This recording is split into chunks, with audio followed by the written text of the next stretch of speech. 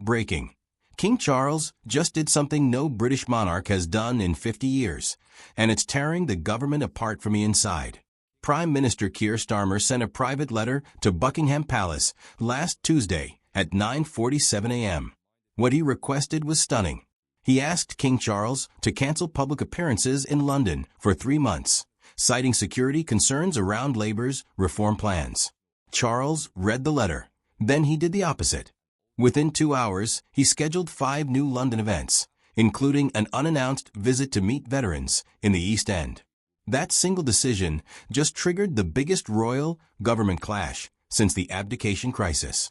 And if you want to see how this plays out, hit subscribe, because what happens in the next 72 hours could reshape British politics. Here's why this matters. The request wasn't really about security. Internal Labour documents leaked to The Telegraph on Wednesday reveal the real reason. One memo stated that royal appearances were creating problematic nationalist sentiment that undermines Labour's messaging. Translation: too many British people love their king, and that's a problem for Starmer's agenda. When senior Labour strategist Morgan McQueenie's email leaked, saying the monarchy represents everything Labour needs to dismantle, the backlash was instant. Conservative MP Jacob Rees-Mogg read portions in Parliament. The gallery erupted. Even neutral observers called it damning. But here's where it gets personal.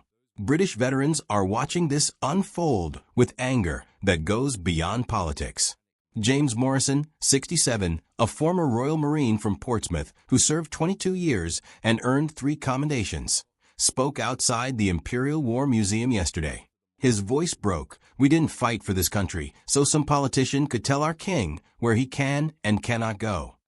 Morrison survives on a pension that barely covers rent while cabinet ministers live in taxpayer-funded apartments costing £4,000 per week. The contrast is driving even lifelong Labour voters away.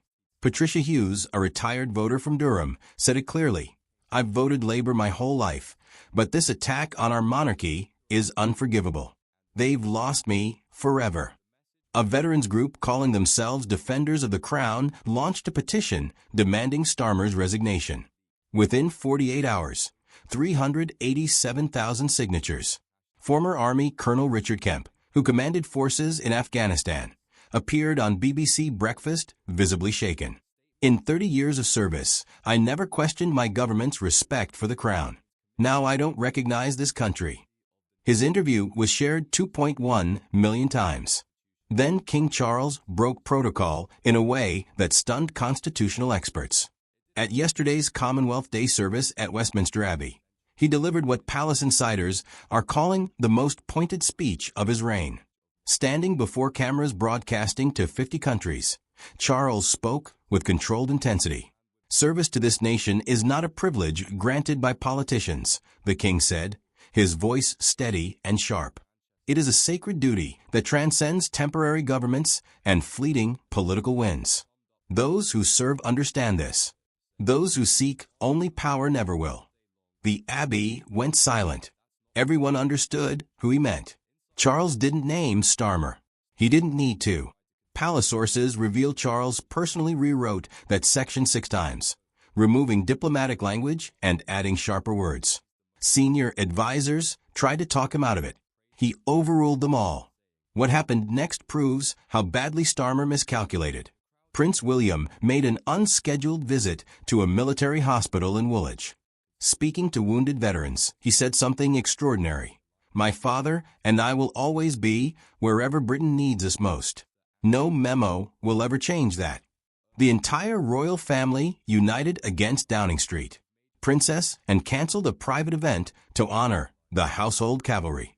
Prince Edward appeared at 3 public engagements in 2 days.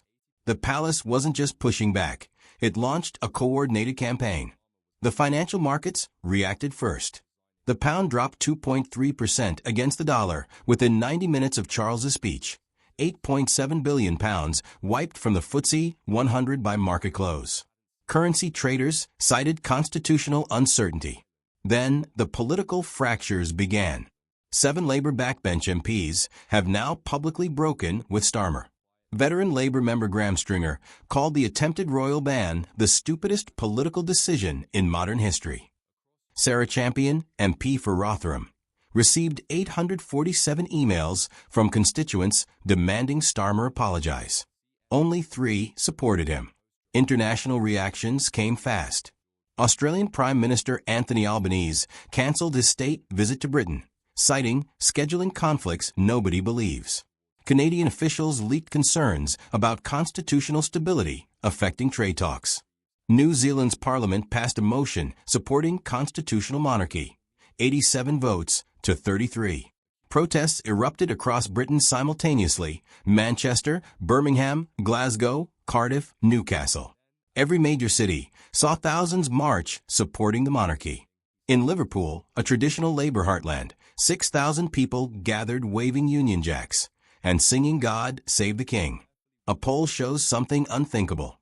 A Sunday Times survey revealed 68% of Britons believe Starmer should resign over this crisis. His approval rating collapsed from 41% to 23% in 5 days, the fastest prime ministerial decline ever recorded. Inside number 10 Downing Street, the atmosphere has turned toxic. Cabinet Secretary Simon Case reportedly slammed a folder on the table during Tuesday's emergency meeting, saying Starmer had created an unsolvable disaster. Deputy Prime Minister Angela Rayner was overheard telling shadow cabinet members that loyalty has limits, and those limits have been reached. WhatsApp groups with names like Last Stand are lighting up with messages about replacing Starmer before he destroys the party. The question isn't if they'll move against him. It's when. Foreign Secretary David Lammy looked physically ill during yesterday's press briefing. Defense Secretary John Healey has stopped defending Starmer entirely, pivoting every question away from the crisis. 3 junior ministers have drafted resignation letters. They're waiting for the right moment. Sources describe Starmer as increasingly isolated, convinced everyone around him is plotting. He's right. Chancellor Rachel Reeves held a 3-hour dinner at her Notting Hill townhouse Wednesday night. 10 senior Labour MPs attended. No agenda was published, but everyone knows what they discussed. Reeves is positioning herself as the unity candidate who can restore constitutional normality. She's been making calls to trade union leaders, promising her first act as Prime Minister would be a personal apology to King Charles. Meanwhile, Education Secretary Bridget Phillipson has stopped attending cabinet meetings, claiming illness nobody believes. Home Secretary Yvette Cooper was spotted leaving Parliament through a side entrance at 11 p.m. Thursday after meeting with 6 independent-minded backbenchers. The plotting isn't even secret anymore. But here's the part that could end Starmer's career permanently. Leaked cabinet documents obtained by The Times reveal that senior advisors warned Starmer repeatedly this would explode. Policy Director Clara Ainsley wrote a 9-page analysis detailing how public opinion would turn, how constitutional experts would condemn it, how even Labour voters would see it as overreach. Starmer's response, according to 3 people at the meeting: the monarchy needs to understand who's actually in charge here. If these documents are authentic, Starmer deliberately chose this confrontation knowing it would damage Britain. He gambled everything on a power play and lost. Meanwhile, Conservative leader Rishi Sunak is positioning himself as the voice of constitutional sanity. During Prime Minister's questions yesterday, he didn't attack Starmer directly. He simply asked, "Does the Prime Minister regret attempting to exile our monarch from his own capital?" The restraint was masterful. Even Labour MPs winced. The polls tell a story that terrifies Downing Street. Conservatives have surged to 38% support, their highest in 18 months. Labour has fallen to 24%.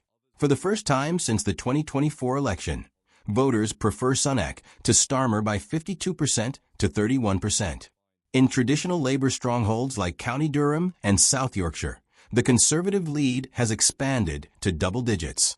Sunak looks like Britain's adult in the room, while Starmer resembles someone throwing tantrums at traditions he doesn't respect. Reform UK leader Nigel Farage is also capitalizing on Labour's collapse. At a rally in Stoke-on-Trent Thursday night, 4,000 people chanted "God Save the King" for 5 straight minutes. Farage stood silently, hand over heart, letting the moment speak. When the crowd quieted, he said 8 words. This is what they fear most. Reform UK membership applications crashed their website twice in 24 hours. Polling shows Reform gaining ground in 43 constituencies, most of them Labour seats.